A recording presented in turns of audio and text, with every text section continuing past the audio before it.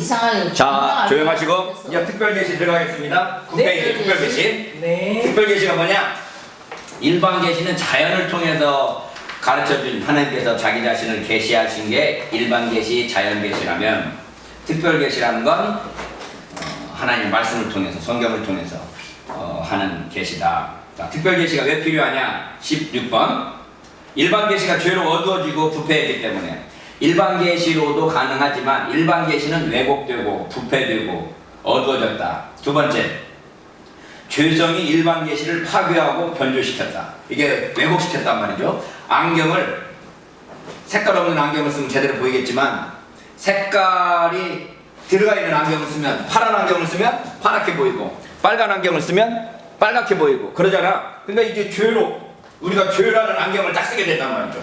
그래가지고 하나님께서 보여주셨음에도 불구하고 죄로 말미암아 왜곡되게 보여지게 됐다. 그래서 그 죄를 제거하고 그 왜곡된 일반 계시를 바르게 하는 계시가 필요했다. 일반 계시가 구원 지식을 가져다 주기에 불가능하다. 일반 계시가 은혜이긴 은혜이지만 그걸로 구원받지는 못한다. 네 번째, 사람을 바꾸지는 못한다. 사람을 바꾸지 못한다는 이야기는 죄에서 구원하지 못한다는 이야기지. 뭐 예수 안 믿는 사람들 중에서 개과천선하는 사람이 한둘이야? 그렇죠? 망나니가 제대로 되기도 하고 개과천선하긴 하지만 사람을 바꾸지 못한다는 말은 뭐 말이냐면 하나님을 기쁘시게 할 수 있는 사람은 안 된다. 뭐 이런 이야기인 거죠. 네. 자, 그래서 특별 계시의 방법이 뭐냐? 세 번째, 세 가지네. 첫 번째, 하나님의 현현. 하나님께서 나타나신다는 거죠. 구약 성경에도 하나님이 나타나신 경우가 많지만 이 하나님의 현현의 최절정은 뭐다? 예수님이 나타나신 것이다. 성육신이 하나님의 현현의 최절정이다. 그래서 빌립이 그랬나요? 하나님을 내게 보여주시면 좋겠습니다. 그랬더니 예수님이 뭐라고 그래요? 하나님 보여주세요. 아버지를 보았으면 보겠으면 족하겠나이다. 그랬더니 예수님이 뭐라고 그래요? 이병철. 빌립이 그래서 빌립이 그랬지. 도마가 그랬나? 빌립이 그랬지. 하나님 아버지를 내가 보아왔으면 족하겠나이다. 그랬더니 예수님께서 잘 모르겠습니다. 나를 본 자는 아버지를 보았거늘 네가 아직도 아버지를 보여달라고 그러냐? 몇 장 몇 절? 빌립보서 2장. 무슨 빌립보서? 요한복음 몇 장? 14장. 14장. 9절. 어디 써있어? 여기 써있네. 14장 9절 여기 써있네. 써있는데. 야, 여기 써있는 것도 모르고 빌립이 물어보니까 나를 본 자는 아버지를 보았거늘 아직도 나를 보여달라고 그러냐? 라고 물으시잖아. 네. 여기 요한복음 14장 9절이라고 써있네. 이거. 두 번째, 직접적 전달. 환상, 내적 조명, 선지자의 이해, 말씀 이렇게 되어 있는데 이게 뭔 말인가 하면 뭔가 딱 하나님께서 직접적으로 보여주든 그게 이제 환상이 됐든 내적 조명이 됐든 그걸 보여주면 그 다음에 어떻게 해요? 선지자가 그걸 이해를 해. 네. 자기 말로 이해하지, 자기 스타일로 이해하지. 이걸 보여주는데 엉뚱하게 이해하면 엉뚱하게 이해할 수밖에 없어. 그러고 나는데 기록한다. 그래서 이 구약의 선지서들을 보면 나 여호와가 말하노라, 나 여호와가 말하노라. 실제로 누가 말하고 있는데? 자기가 말하면서, 예레미야 자기가 말하면서 나 여호와가 말하노라 이렇게 말한다고. 하나님께서 그렇게 말한 걸 내가 받아 적은 것처럼 말하고 있다고. 그러나 그것이 하나님의 말씀이 됐든 내적 조명이 됐든 환상이 됐든지 선지자의 이해를 통과한 뒤에 기록했을 거란 말이죠. 제가 여러분들에게 가르치면 이렇게 강의를 하면 여러분은 여러분 수준에서 알아들어. 예? 제 거를 100%다 알아듣냐? 사실 뭐 나도 모르고 하는 소리들 많고 다 알고 말하겠어? 모르고 하는 소리들 많지만 그것들을 내가 이해한 수준에서 말하면 여러분이 이해한 수준에서 다시 적고 여러분들이 이해한 수준에서 다시 남을 가르치게 된다고. 이게 이제 우리들의 그 방향이니까 내가 어느 정도 수준에서 이해했느냐 만큼 여러분도 그 이해한 수준들이 가리게 된다. 이게 직접적 전달이다. 세 번째, 2점이 있다. 2점. 하나님께서 직접적으로 하나님을 계시하는 방법이 하나님의 현현, 직접적 전달, 이적 이 세 가지가 있다. 최고의 이적은 성육신이다 이렇게 되어 있네요. 그러니까 다 성육신이 특별 계시의 총체라고 할 수 있네. 직접적 전달도 예수님께서 직접적 전달하는 것만큼 더 확실한 건 어디 있겠어. 어쨌든 특별 계시의 방법 세 가지. 시작. 하나님의 현현, 직접적 전달, 이적. 18번 특별 계시의 내용은 뭐냐? 이건 이제 여러 가지 말로 다 나눈다고 그랬죠. 이것저것 말로 나누는 게 학문하는 거다 그랬는데 특별 계시의 내용은 첫 번째 구속의 계시다. 구원, 우리를 구원하는 것과 관련된 계시가 특별 계시고, 두 번째 말씀과 사실의 계시다. 먼저 사실이 나타나면 그 말씀으로 조명하고, 말씀은 사건을 해석해준다, 이런 이야기죠. 그러니까 예수님께서 세례 받으실 때 하늘이 열리고 성령이 비둘기같이 예수님께 내렸다. 이건 사건이야. 네. 사건.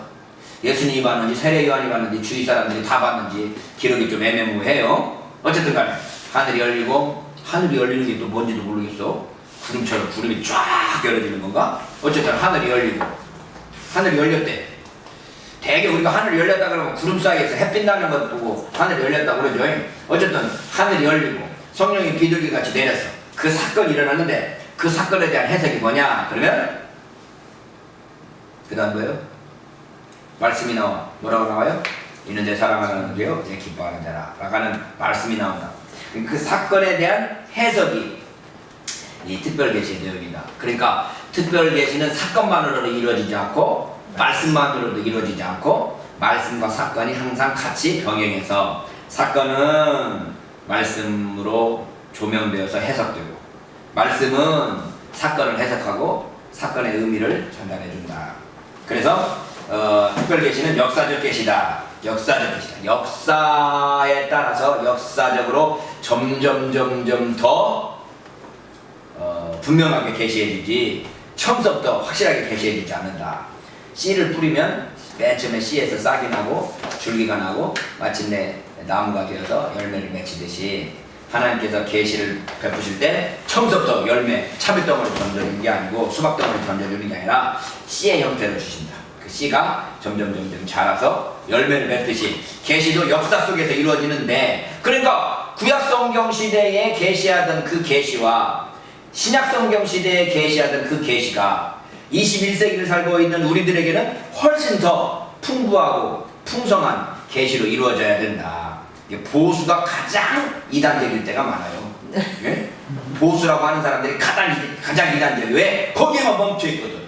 거기에만 멈춰 있으면 안 된다. 역사적으로 그 계시를 점점 더 풍성하게 확장시키고 또 확대시켜 나갈 수 있어야 된다. 어쨌든 특별 계시의 내용은 구속 계시고, 말씀과 사실의 계시고, 역사적 계시다. 자, 19번째 특별 계시의 특성이 뭐냐? 첫 번째, 인격적 특성. 인격. 두 번째, 인간적 특성. 세 번째, 유비적 특성. 인격적 특성은 뭐고, 인간적 특성은 뭐냐? 인격적이라는 건, 인격이 뭐냐? 자기 주체와 자기 의사 결정의 주체가 인격이라고 그러거든요. 인격적으로 하나님께서 반응하시고 인격적으로 주신다고. 그냥 개 다루듯이 하나님께서 우리를 다루시지 않고, 로봇 다루듯이 우리를 다루시는 게 아니라 인격적으로 우리를 인격적으로 다루셔야 됩니다. 두 번째, 인간적 특성. 인간이 가지고 있는 특성을 그대로 가지고 있단 말이죠. 그러니까 하나님을 나타낼 때 하나님이 손이 있고 발이 있고 막 머리가 있고 후회도 하고 막 이렇게 표현하는데, 이건 인간적인 모습으로 그리는 거지 실제로 하나님께서 후회하시는 거냐? 그럴 수는 없다.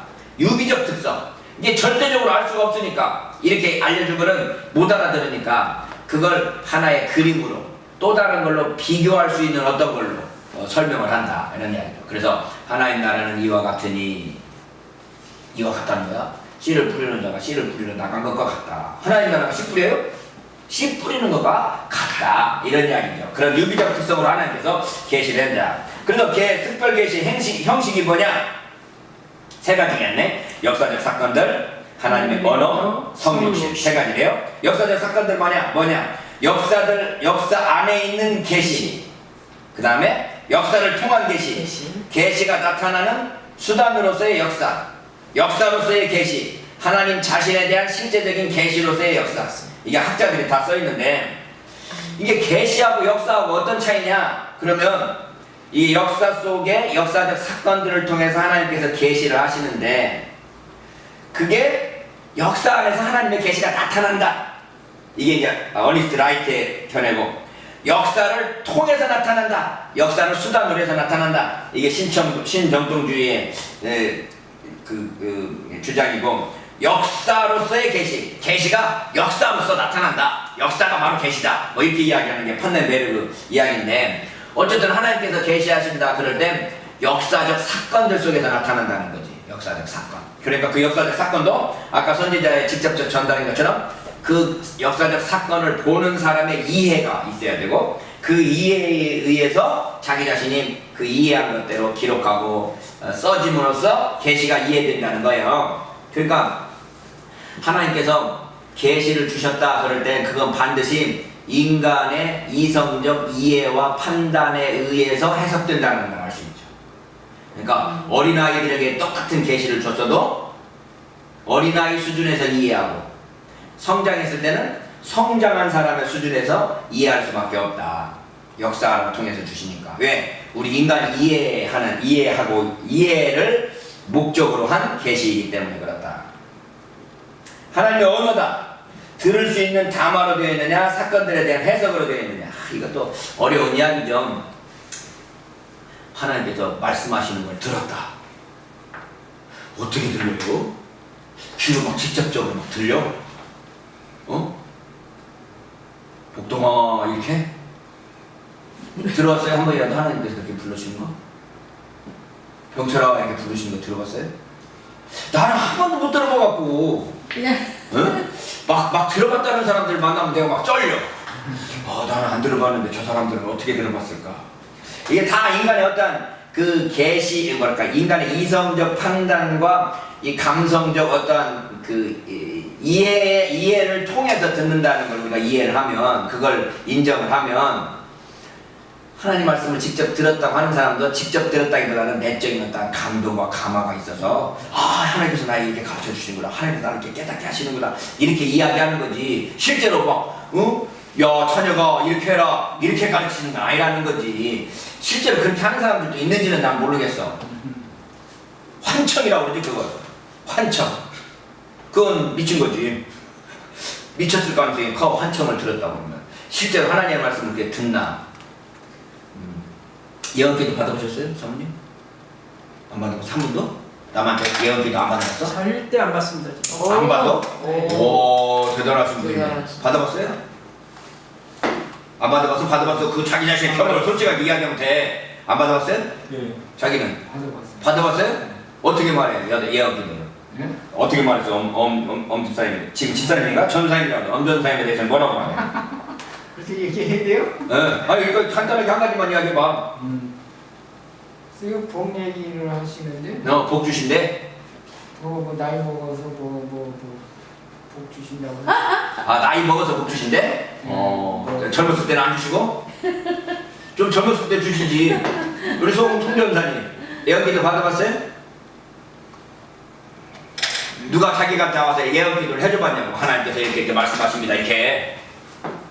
아니 예언을 들어서. 예언을 누구한테, 자기가 하는 예언을 들어본 적 있냐고. 직접 들으셨다. 자기가 직접 예언을 들었다고? 네, 저한테도 그러고. 하나님께서 직접 송전사한테 말씀을 하셨어? 아니 첫 번째 예시한 방법으로. 어떻게? 아까 첫 번째 예시. 첫 번째 예시가 뭔지 내가 첫 번째 몇 가지 이야기했는데 첫 번째가 뭔지 알아? 가마 감동으로 가마 감동으로 하나님께서 나에게 이렇게 말씀하시는구나 이렇게 느꼈다 이거죠? 그러니까 예언하는 사람 예언 받아보셨죠? 예, 받아보고 저도 해주고 그랬어요. 그럴 때 예언을 해줄 때 어떻게 해줘? 나 예언 용사 받은 사람한테 내가 이렇게 직접 물어본 적이 없어가지고. 아니, 하나님께서 이렇게 딱 감동을 와? 아니 이제 그냥 감동을 주시는데요. 너는 어떻게 잘 되겠다 이렇게? 주로 이제 방언으로 나와요.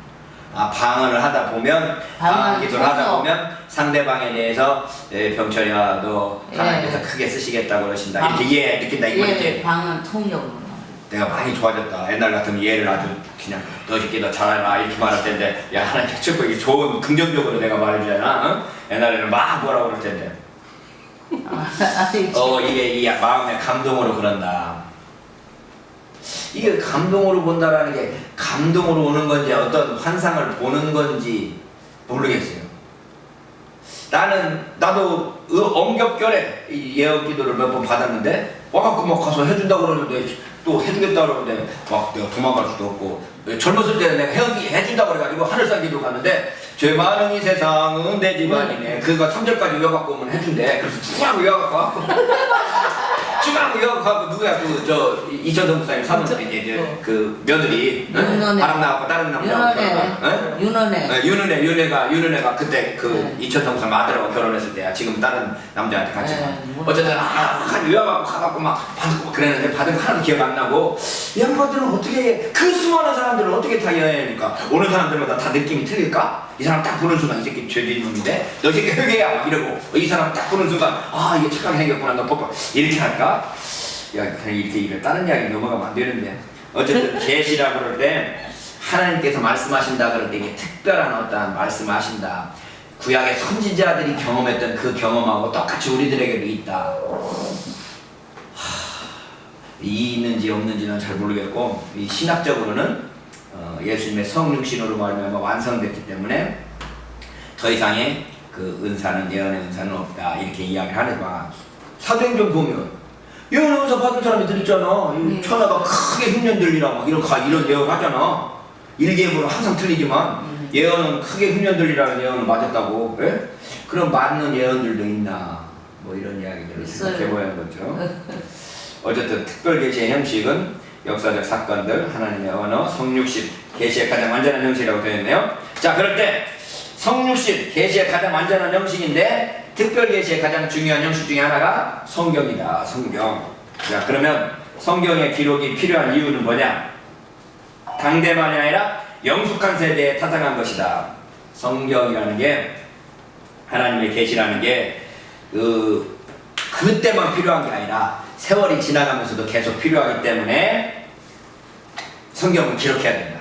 이야기를 하면 여러분과 제가 이야기하는 걸로 끝나. 이 녹화를 해놓으면 녹화되는 건 녹화되잖아. 이건 아마 다 죽을 때까지 이제 돌아다닐 거라고. 예?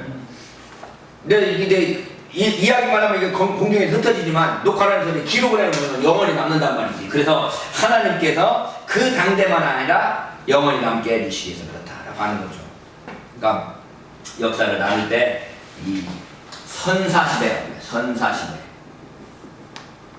그 다음에 역사시대라고 해요. 역사시대. 선사시대는 뭔 말이에요? 역사 이전의 시대야. 그럼 역사시대는 뭔 말이에요? 기록이 있다는 거야. 기록. 그럼 역사시대 다음은 뭐냐? 이걸 디지털 시대라고 해. 우리가 지금 디지털 시대에 살아요? 어때요? 디지털 시대에 살아. 이거 지금 하고 계시. 이런 것들 다 디지털이야. 그러니까 옛날에 우리가 세종대왕은 이 기록으로만 남겨 있어. 그렇죠? 그러나 김대중 대통령 이야기는 이거를 다 남아 있어. 애지간한 건 다 기록되어 있단 말이죠. 김대중 대통령까지만 해도 별로 안 남아 있어. 그러나 우리 뒤에 이후만 해도 애지간한 건 다 녹화되고 사진 찍고 다 이렇게 돼 있을 거란 말이지. 그래서 지금 내가 문재인 대통령을 아는 것보다 우리가 지금 여기서 알고 있는 문재인 대통령보다 100년 뒤, 200년 뒤에 문재인 대통령에 대해서 더 많이 알 수 있다고. 왜? 디지털로 다 녹화되어 있으니까. 그러니까 성경을 왜 기록하냐? 당대만이 아니라 영숙한 세대에 타당하기 위해서. 또 두 번째, 죄성의 파괴력으로부터 보존하기 위해서. 이게 기록하다 보면 이게 점점 뒤로 갈수록 기억이 쇠퇴하고 다른 걸로 그 기억이 변질돼요.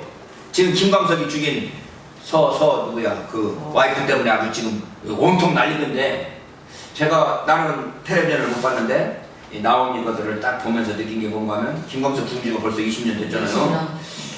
그 당시 자기가 죽였든지 안 죽였든지 간에 자기 합리화가 아주 확실하게 되어 있는 사람이야. 이 여자는 자기 합리화, 자기가 죽였는지 안 죽였는지를 모르겠어요.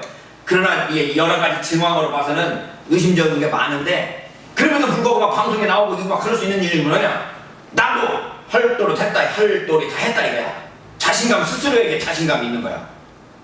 그리고 설령 죽었더라도 안 걸릴 자신감도 있고 뭐 이런 이야기들을 이게 죄가 자기 자신을 합리화시켜요. 그래. 네? 이 아담 때부터 그랬잖아. 왜 따먹었어? 하나님이 만들어줬잖아. 이 여자. 그 여자가 먹으라고 해서 먹었어요. 하와. 왜 먹었어? 하나님이 만드신 뱀이 나한테 먹으라고 그랬다니까요. 다 핑계대게 돼 있다고. 그것이 자기 합리화가 돼버리면 이게 이제 하나님의 말씀과 뜻도 왜곡될 수 있기 때문에 이걸 보존하기 위해서 기록해야 된다. 기록은 그러면 정확하게 되냐? 기록도 사실 왜곡되잖아요. 우리가 정경 비평, 성서 본문 비평하는 이유가 그건 거죠. 세 번째, 그리스도 계시의 효능은 재림 때 끝나지만 구원 계시는 그리스도와 그의 해석으로 끝났기 때문에 성경 기록이 필요하다. 예수님께서 돌아가시고 우리를 구속하신 그것에 대한 효과는 재림 때까지 이어지지만 계시는 예수님 때에 의해서 완성됐으니까 이제 완성된 것으로 기록되어야 된다. 이런 이야기죠. 그래서 성경을 해석과 선포를 하면 성령의 역사에 의해서 우리에게도 동일한 말씀이 된다. 그러니까 성경을 성령의 감동으로 성경을 기록되어 있기 때문에 우리가 성령의 감동으로 성경을 읽으면 그것이 우리에게도 동일한 하나님의 말씀이 된다. 이런 이야기인 거죠. 자, 그럴 때 성경의 영감과 무엇? 자, 성경이 영감받았다. 영감받은 하나님의 말씀이다. 라고 그럴 때 뭐 소설들은 영감받은 거 없어요? 소설들. 와, 이건 영감이 충만합니다. 뭐 이런 소설들 많잖아. 시인들의 영감은 대단하잖아요. 시인들 시 쓴 거 보면 정말 가슴이 찌릿하다. 말 한마디 갖고 가슴이 찌릿해지잖아. 이런 시인들은 그럼 영감 없냐? 시인들도 영감 있다고. 그러면 시인들의 영감, 소설가들의 영감하고 이 성경의 영감이라는 이야기는 어떠냐? 이 영감이라는 개념이 좀 달라지죠. 성경에서 말하는 영감은 하나님께서 감동과 말을 하신 거다. 이렇게 이야기하는 거고. 그럴 때 영감은 증명할 수가 없어. 그런데 뭘 증명할 수 있느냐? 무오, 오류가 없다는 것을 증명은 가능하기 때문에 하나님께서 영감하셨는데 거기에 틀렸다. 틀린 게 적혀있다. 그러면 이거 하나님의 영감이 좀 잘못될 수 있잖아요. 그래서 영감은 증명할 수 없지만 무오는 증명할 수 있기 때문에 성경 무오로서